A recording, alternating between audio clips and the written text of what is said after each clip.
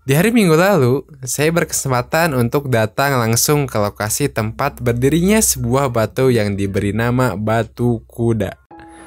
Tempat ini berlokasi di lereng Gunung Manglayang, Desa Cibiruwetan, Kecamatan Cileunyi, Kabupaten Bandung.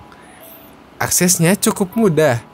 Kalau kita dari arah Bandung, lepas Jalan Nasional 3 belok ke kiri, ada pangkalan ojek menuju ke Jalan Tanjakan Muncang, nanti nemu SDN Sukarasa. Dari situ lurus aja sampai nemu jalan bercabang, nanti belok kiri ke arah Cantigi Camp.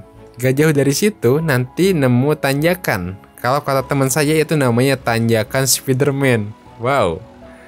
Dari situ terus saja ikutin jalan ke arah Batu Kuda. Setelah sampai lokasi, kita akan dikenakan tarif tiket sebesar 10.000 per orang, ditambah dengan parkir Rp5.000. Dan kalau camping itu 15.000 untuk parkirnya sama. Setelah sampai lokasi, kita akan melihat keindahan pohon pinus dengan dihiasi tawa serta canda dari orang-orang sekitar. Di sini juga terdapat fasilitas berupa musola, toilet umum, warung, atau kita juga bisa menyewa peralatan camp atau ingin mencoba menaiki kuda sebagai pemuas rasa ketika kecil yang hanya bisa menggigit jari. Dari area pohon pinus, kita tinggal jalan ke arah utara mengikuti pelang bertuliskan Batu Kuda. Tadi kan sempat lihat juga ya di kondisi Batu Kuda gitu di bawah kayak gimana ramenya kalau misalkan hari weekend gitu. Tapi kalau misalkan mau ngejar sepi sih di weekday aja gitu. Ya lanjut aja lah jalan ya, brother. Ya bang. Oke teman-teman, kali ini kita akan menuju ke situs Batu Kuda dengan ditemani oleh guide kita, Babang Fikri. Nah, untuk selanjutnya, apakah benar Batu Kuda itu mirip dengan seekor kuda atau tidak? Kita lanjut aja, dan jangan lupa tonton video ini sampai selesai. Perjalanan tidak terlalu panjang, namun tenaga cukup terkuras, sepertinya saya harus kembali berolahraga. Bang, masih jauh gak bang ini bang? Ya perjalanan mungkin sekitar 5-10 menitan lagi, tidak terlalu jauh sih. Kita udah deket kok. Kalau di sini mata air di mana ya bang? Aduh, mau minum ini. Nah kalau enaknya di sini tuh ya, di Manglayang tuh di kaki gunungnya banyak sumber air. Kita bisa lihat ini di bawah. Nah ini kalau misalkan musim hujan itu memang airnya suka mengalir gitu, jadi melimpah lah. Karena memang sekarang musim kemarau ya, jadi airnya sedikit begitu. Terus satu lagi bang. Apa nih? Ini kan banyak nih pohon pinus kan di sini banyak banget kan. Nah yang jadi pertanyaan, kok bisa serapi gini ya bang? Apa ini emang faktor alam atau faktor manusia? Ini sebenarnya perlu teman-teman tahu ya.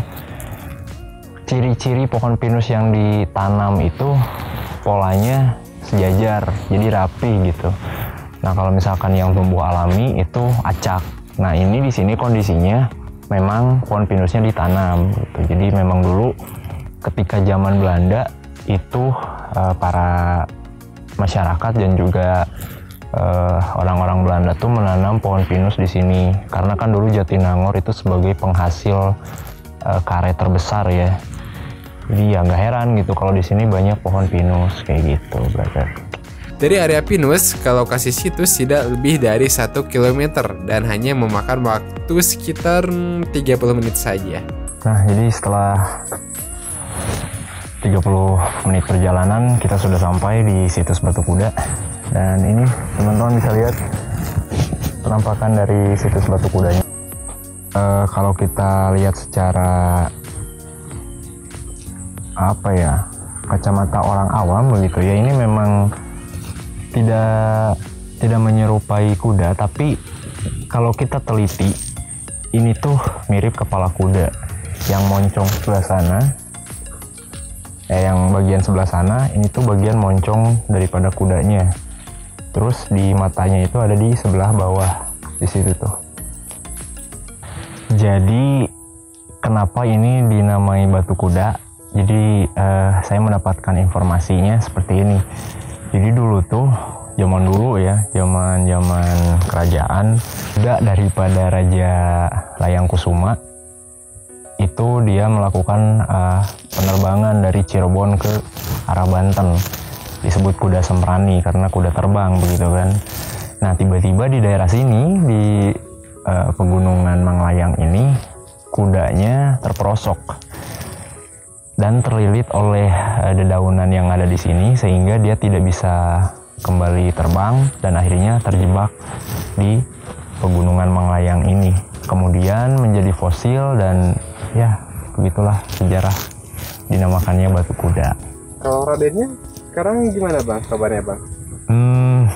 Kabarnya sekarang saya kurang tahu ya karena tidak ada di lokasi pada saat itu. Karena apa yang saya tahu itu berdasarkan informasi dari warga sekitar begitu. Ada juga saya bertanya ke beberapa pegiat alam, terus juga ada ke beberapa relawan yang sering memang melakukan observasi di tempat ini begitu. Ya. Ada lagi nih satu cerita kenapa Manglayang itu dinamakan Manglayang. Pengen tahu? Kenapa Bang? Jadi Manglayang itu adalah bahasa Sunda ya kan, Manglayang. Nah di zaman dulu tuh ketika zaman penjajahan ada seorang koloni Belanda. Dia sedang melakukan penelitian di gunung ini. Nah tiba-tiba ada seorang warga lokal, dia sedang mencari rumput untuk makan kambing begitu. Tiba-tiba dia melihat si koloni ini terjatuh dari atas tebing. Nah, berhubung pada saat itu masyarakat juga kan menguasai bahasa Inggris ya pada saat itu. Nah, si masyarakat itu tuh, si orang itu tuh, si petani itu, dia memberitahu kepada koloni yang lain bahwasannya ada koloni dari kelompoknya itu yang terjatuh ketika saat penelitian begitu. Nah, tapi karena menggunakan bahasa Inggris, jadinya disebutkanlah Uncle Fly. Uncle itu paman ya, paman. Kalau di Sundanya itu mang. Fly itu terbang. Nah, jadilah dinamakan Manglayang gitu. Jadi Uncle Fly gitu. Paman yang terbang. Paman yang terbang. Wah, hebat sekali ya ceritanya. Cuma jokes. Wah, itu hanya ada di akal saya.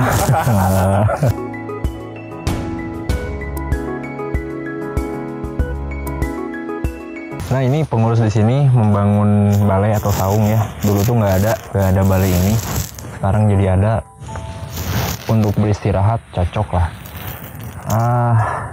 Teman-teman semua harus tahu gitu. Jadi ketika teman-teman mengunjungi situs Batu Kuda ini ada hal-hal yang harus diperhatikan gitu dan dijaga. Ketika teman-teman mengunjungi situs ini, jangan pernah kalian bilang bahwasannya kok batunya nggak mirip kuda atau apa gitu. Karena mitosnya ketika teman-teman berbicara seperti itu, nanti ketika pulang ke rumah itu teman-teman bisa sakit gitu. Tapi nggak tahu ya, itu kan hanya mitos gitu. Ya teman-teman mau percaya atau tidak itu balik lagi ke pribadi teman-teman semua gitu. Dan kalau boleh jujur, saya juga pernah mendapatkan kejadian yang lucu sebenarnya di sini ya. Jadi dulu tuh saya ketika organisasi saya melakukan pendidikan di tempat ini, karena memang pada saat itu hari terakhir kondisinya sudah sangat lelah dan juga capek begitu ya. Lelah sama capek sama kayaknya. Memang pada saat itu kondisinya sudah sangat lelah begitu. Saya waktu itu berniat untuk pergi ke bagian konsumsi karena waktu itu konsumsi di bawah, peserta itu di atas di daerah sini. Nah saya waktu itu pergi berdua. Ketika lewat situs ini, itu tuh saya merasakan hal yang cukup cukup tidak enak begitu. Karena teman saya yang satunya lagi, karena memang kita sama-sama capek, mungkin dia tidak kontrol atau apa gitu, jadi bicaranya ngelantur kemana gitu. Nah ketika saya dan teman saya itu lewat ke sini, logikanya begitu ya, ketika memang sudah melewati tempat ini, dan itu posisinya kita menurun ke bawah, itu nggak mungkin dong kita balik lagi ke atas ya kan. Nah tiba-tiba kita tuh balik lagi ke tempat ini, kita jalan lagi ke bawah, kita balik lagi ke tempat ini. Dan itu posisinya itu pukul 2 pagi waktu itu. Jadi ya pelajarannya mungkin ya dimanapun kita gitu, terutama di gunung gitu ya, jangan pernah sekali-kali kita berbicara hal-hal yang menyimpang begitu. Jadi kita harus menghormati tempat ini gitu, kita harus bisa menjaga etika kita. Bagaimanapun juga kita adalah tamu di sini gitu, maka bertamulah dengan etika. Kesimpulannya, setelah kita mengunjungi situs Batu Kuda dan mencari informasi mengenai tentang sejarah dan apapun itu, jadi ya untuk teman-teman semua yang mungkin ingin pergi ke sini, jangan lupa nanti ada pembayaran tiket yang harganya itu kalau nggak salah 10.000 per orang dan 5.000 untuk biaya parkirnya. Nah untuk dari pos tiket atau pos utama menuju Batu Kuda itu hanya membutuhkan waktu 30 menit saja.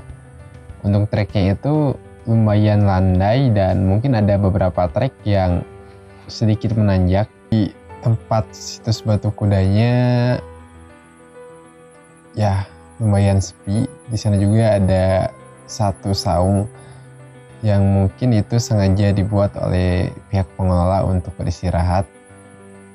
Dan ingat satu lagi, jangan pernah membuat panelisme atau berbicara sembarangan di tempat ini ya, karena ya bagaimana apapun kita di sini hanya sebatas tamu, dan tentunya ada pribumi yang mungkin kita tidak bisa lihat.